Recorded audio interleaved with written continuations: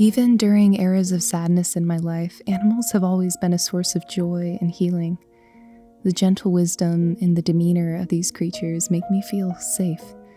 I always find it interesting how at our lowest points, it can be so hard to look outside of ourselves and reach out to others, be it a human or another type of animal. And yet that is so often where healing begins.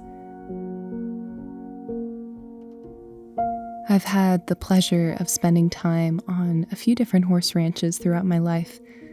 Once I spent 10 days in Saddle String, Wyoming, riding at dawn and dusk until my backside was incredibly sore. Since I was a little girl, I've always loved horses. Something about their soft eyes, their power, and their history in the American West has been alluring for as long as I can remember.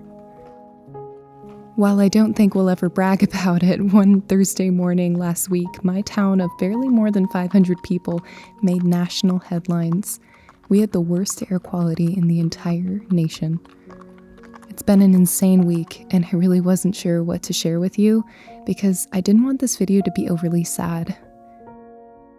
I know so many people come to this channel to escape the realities of daily life.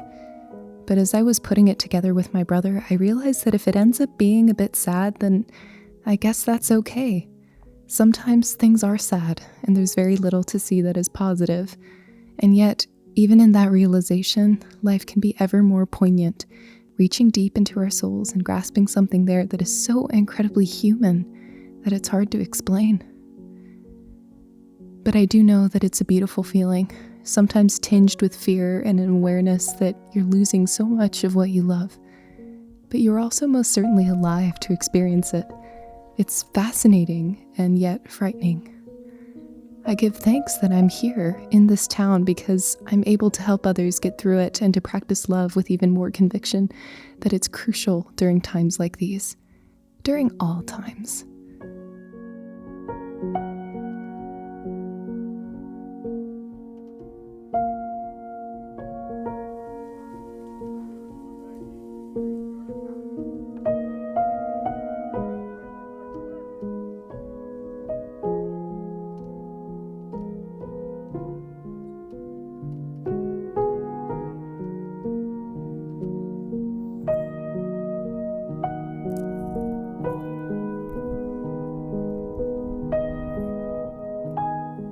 Today was no different.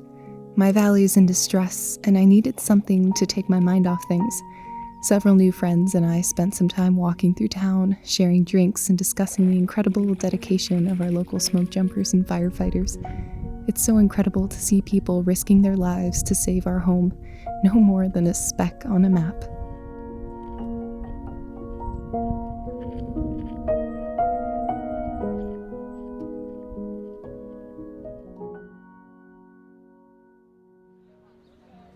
Of course, despite everything going on, we need to attempt to at least lead our lives as we always have.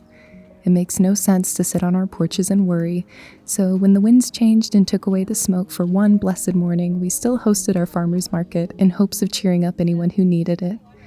It was so wonderful to connect and share smiles and laughs, to exchange stories of happier times, knowing they will come again. Maybe it's a beautiful day after all. Of course, I don't want to focus on these things too much, so for the next several weeks, I won't dwell anymore on the fires, because life needs to continue, and I will treasure every minute of it.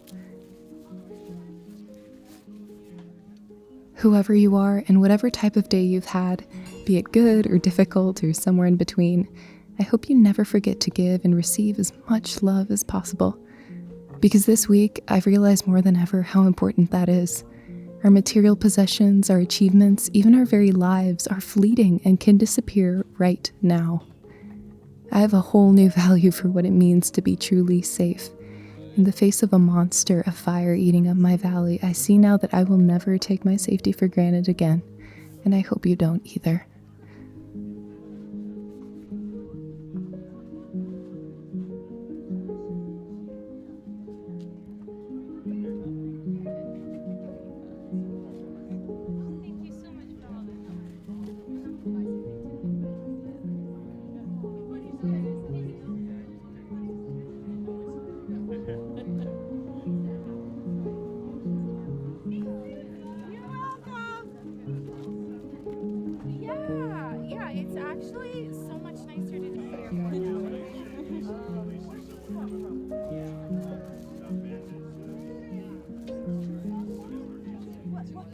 If you wish to take action to protect our lands, as usual, I will leave links below.